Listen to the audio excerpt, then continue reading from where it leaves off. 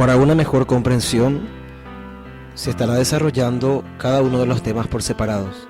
Es decir, empezaríamos primero con estrategias didácticas y posteriormente desarrollaríamos la cuestión de la extensión universitaria.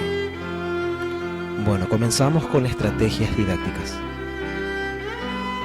La palabra estrategia proviene del griego strategos, que significa el arte de dirigir, por lo cual decimos que es un plan de acción ordenado a un fin determinado, destreza, habilidad para dirigir un asunto. Entonces podríamos decir que las estrategias de aprendizaje son un conjunto de actividades, técnicas y medios de planificación, de acuerdo con las necesidades de la población a la cual van dirigidas. Las estrategias de aprendizaje son, conjuntamente con los contenidos, objetivos y la evaluación de los aprendizajes, componentes fundamentales del proceso de aprendizaje. Podríamos decir entonces que las estrategias son todas aquellas maneras del proceder docente, etapas o fases seguidas en una secuencia de enseñanza. Las estrategias son un conjunto de elementos relacionados con un ordenamiento lógico y coherente, que van a mediar las relaciones entre el docente, los tutores y los estudiantes en formación. ¿Por qué son importantes las estrategias didácticas? Podríamos decir, en primer lugar, que las mismas pretenden facilitar la actuación del estudiante en formación. Además, aumentan su eficacia en la solución de problemas profesionales y la adaptación a situaciones nuevas. Y son una manera concreta de expresar la modelación de las relaciones del progreso pedagógico. Existen algunos principios generales para seleccionar las actividades de aprendizaje. Algunas de ellas son, por ejemplo, el alumno o el estudiante debe vivir ciertas experiencias que le permitan actuar de acuerdo con el tipo de conducta señalado por ese objetivo. Las actividades de aprendizaje deben ser tales que el estudiante obtenga satisfacciones en el tipo de conducta implícita en los objetivos. Por otro lado, las reacciones que de ellas se esperan deben figurar dentro del campo de posibilidades de los alumnos. La misma actividad de aprendizaje da, por lo general, distintos resultados en los distintos estudiantes. Hagámonos ahora la siguiente pregunta: ¿qué son los métodos de enseñanza?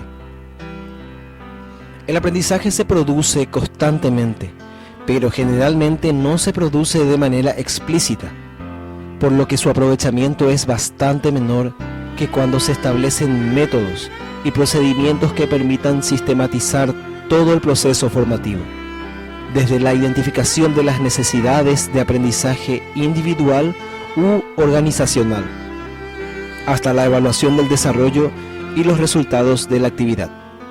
La adaptación del docente al nivel del alumnado es fundamental. Es importante conocer el nivel de competencia del alumnado para adaptar el proceso formativo a los destinatarios reales y de este modo facilitar la reflexión sobre lo que hacen, cómo lo hacen y aportar las herramientas para el perfeccionamiento. Podríamos decir entonces que el método representa el camino que conduce a un objetivo. Etimológicamente hablando, la palabra método proviene del latín methodus, que a su vez proviene del griego. Hay otras acepciones que se le da a esta palabra. Por ejemplo, algunos diccionarios etimológicos sostienen que proviene de dos palabras griegas, meta y odos. Meta, que significa más allá o después, por ejemplo, metafísica, metáfora, es más allá de lo que uno ve, ¿verdad? Y odos, que significa camino. Es decir, conjuntamente hablando, esta acepción significaría camino seguro para llegar más allá. Obviamente podemos observar que ambas definiciones son bastante parecidas. Por eso decimos que el método representa el camino que conduce a un objetivo. Si hablamos de fin y de medios, el método sería el medio para alcanzar un fin. Desde este punto de vista podemos decir que la didáctica resultaría como la vía para alcanzar los objetivos estipulados en un plan de enseñanza. Entonces, ¿cuál es la importancia real del método? Bueno, el método representa la manera de conducir el pensamiento o las acciones para alcanzar un fin, con mayor eficacia y eficiencia. Los métodos son perceptibles y dinámicos. Entonces podemos decir que el método de aprendizaje es un plan estructurado que facilita y orienta el proceso de aprendizaje. Es un conjunto de disponibilidades personales e instrumentales que en la práctica formativa deben organizarse para promover el aprendizaje. Podríamos clasificar los métodos de la siguiente manera: en cuanto a la forma de razonamiento, en cuanto a la concretización de la enseñanza, en cuanto a las actividades de los alumnos, en cuanto a la relación del alumno con el profesor y en cuanto al abordaje del tema de estudio. Ahora volvamos al punto número 1 dentro de la clasificación. El punto número 1 se refiere en cuanto a la forma de razonamiento. Y los métodos podrían ser los siguientes. El número 1, el método deductivo, que va de lo general a lo particular. El número 2, que sería el método inductivo, por medio de cosas particulares, de lo particular a lo general, es decir, en sentido contrario al método deductivo. Y por último, el método analógico o comparativo, cuando datos particulares permiten establecer comparaciones que llevan a una conclusión por semejanza. La segunda clasificación de los métodos es en cuanto a la concretización de la enseñanza. En este momento estamos hablando del método simbólico o verbalístico, que es a través de la palabra mediante el lenguaje oral y escrito. Y el número 2 sería el método intuitivo, que utiliza la intuición enfocada a alcanzar la verdad en forma directa, sin la ayuda de elementos discursivos. La tercera clasificación de los métodos es en cuanto a las actividades de los alumnos, que nos habla en primer momento del método pasivo. Es el método en el que se acentúa la actividad del profesor. Y en un segundo momento, el método activo es cuando el alumno tiene la participación activa en el proceso de enseñanza-aprendizaje. Ahora tenemos la clasificación del método en cuanto a la relación del profesor con el alumno. El número 1 nos habla del método individual. Es el destino a la educación de un solo alumno. El número 2, el método individualizado, que permite que cada alumno estudie de acuerdo a sus posibilidades o potencialidades. Después está el método recíproco, cuando el profesor encamina a sus alumnos para que enseñen a sus condiscípulos. Y en un cuarto punto se encuentra el método colectivo, cuando se tiene un profesor para muchos alumnos. Y ahora en un último momento, en cuanto a la clasificación, nos estaremos refiriendo al método en cuanto al abordaje del tema de estudio. En un primer momento hablamos del método analítico, que implica el análisis, la separación de un todo en sus partes. Y en un segundo momento hablamos del método sintético, que es lo contrario, es la unión de elementos para formar un todo. En síntesis, cualquier estrategia diseñada por él o la docente debería partir del apoyo de los métodos didácticos básicos, que pueden ser aplicados linealmente o bien de forma combinada. A continuación nos adentraremos en lo que son las técnicas de enseñanza, para lo cual primeramente deberíamos manejar ciertos conceptos básicos.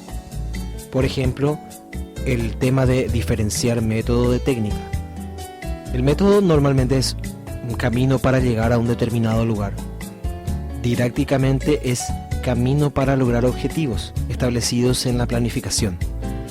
La técnica deriva del griego técnico y del latín technicus, que significa relativo al arte o conjunto de procesos de un arte o de una fabricación, simplificando cómo hacer algo.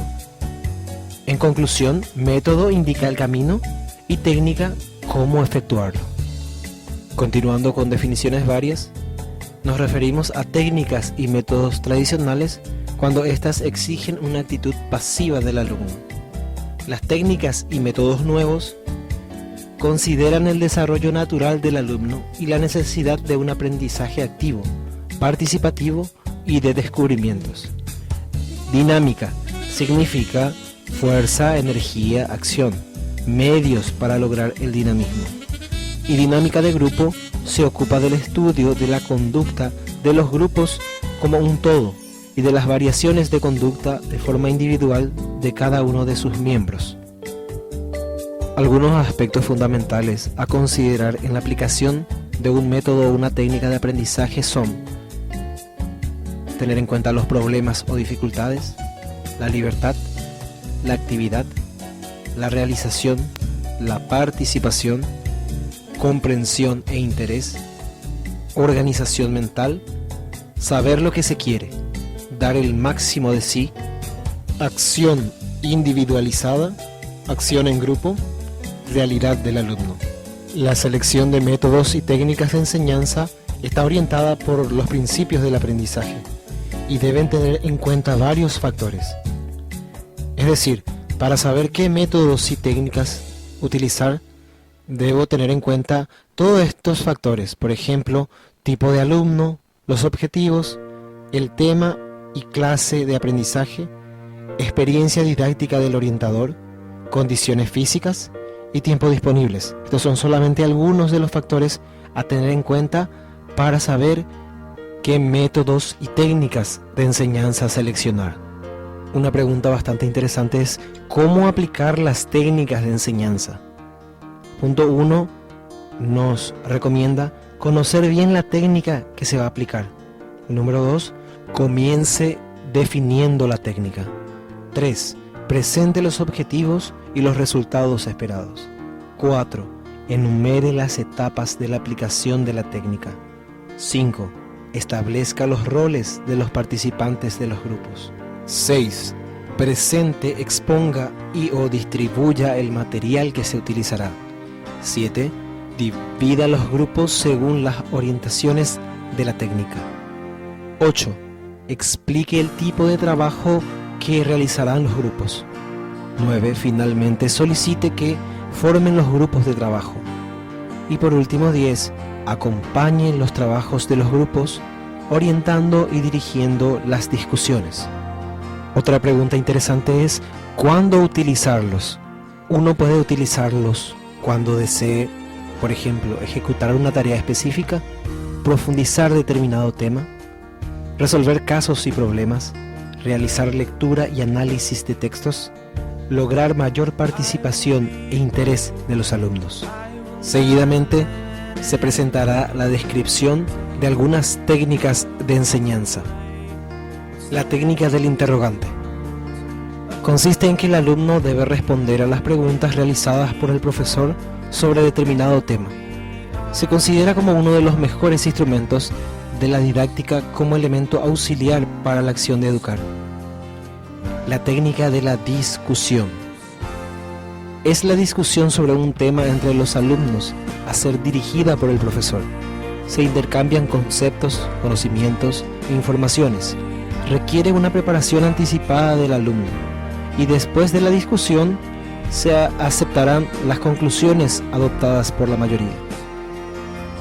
Técnica del debate es una posición inversa a la discusión. Consiste en presentar diversas posiciones con relación a un tema, debatiendo cada estudiante o cada grupo de ellos, defender sus puntos de vista. Es una verdadera competición intelectual y es un excelente ejercicio de libertad y tolerancia, ya que todos tienen derecho a opinar, y ayuda a aprender a respetar la posición de las opiniones contrarias. La técnica del estudio de casos consiste en la descripción de una situación real o ficticia. Se plantea un problema en donde el alumnado debe consensuar una única solución. Se utiliza principalmente en la modalidad formativa de las sesiones clínicas, favoreciendo extraordinariamente a la transferencia del aprendizaje. Debate dirigido o discusión guiada. Un grupo reducido entre 5 y 20 trata un tema en discusión informal, intercambiando ideas y opiniones con la ayuda activa y estimulante de un conductor de grupo. La experiencia demuestra que el aprendizaje que se ha producido a través de esta técnica permite la profundización de los temas y produce satisfacción en el alumnado. Foro. El grupo expresa libre e informalmente sus ideas y opiniones sobre un asunto, moderados por la tutor o tutora. Generalmente acompaña a otras técnicas o se utiliza como continuidad de la actividad al finalizar esta. La mayoría de las técnicas que son susceptibles de desarrollarse en la modalidad presencial se pueden utilizar en formación a distancia y siempre y cuando se cuente con herramientas de comunicación. La discusión dirigida consiste en un intercambio de ideas entre varios participantes que previamente han trabajado sobre un tema que se puede analizar desde distintas posiciones. No conviene utilizarla en grupos de más de 25 personas. Seminario. El grupo de participantes debe investigar y estudiar el tema en una reunión, presentando al final un informe con los datos obtenidos. Conviene que el grupo no tenga menos de 5 componentes, ni más de 12, y que todos posean un nivel similar de conocimientos e intereses homogéneos. Torbellino de ideas, a veces llamado también lluvia de ideas, es la técnica en la que un grupo de personas, un conjunto, crean ideas. Es casi siempre más productivo que cuando cada persona piensa por sí sola. Es importante motivar al grupo tomando en cuenta la participación de todos, bajo reglas determinadas. Dramatización o simulación. Consiste en reproducir una situación o problema real o imaginario. Los participantes deberán representar varios papeles siguiendo instrucciones precisas en un determinado tiempo. La interacción entre los diferentes actores tiene como objetivo encontrar sobre la marcha una solución aceptada por las diferentes partes. Para la clasificación de técnicas se puede utilizar tarjetas de agrupación, rompecabezas, encontrar amigos y familiares famosos y ficticios, etiquetas con nombres, naipes, material impreso, bingo, sabores, etc.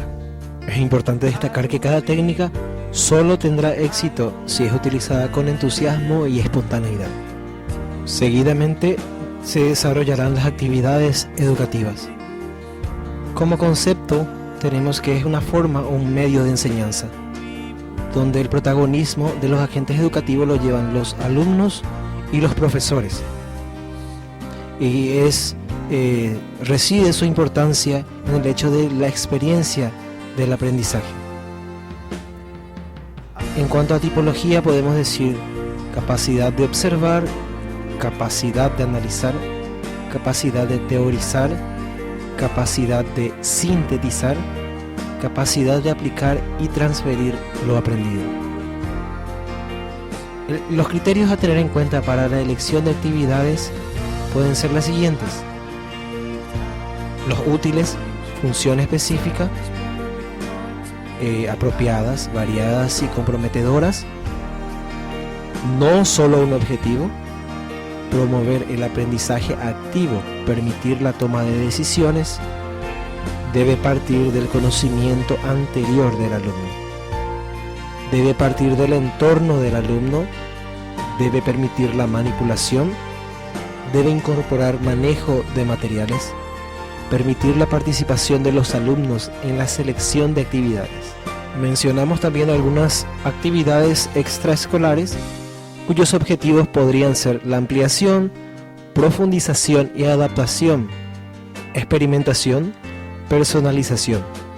Y algunos ejemplos de estas actividades pueden ser el trabajo con los periódicos escolares, centros de estudio, conferencia, visitas y excursiones a clubes, centro de estudios o asistencia.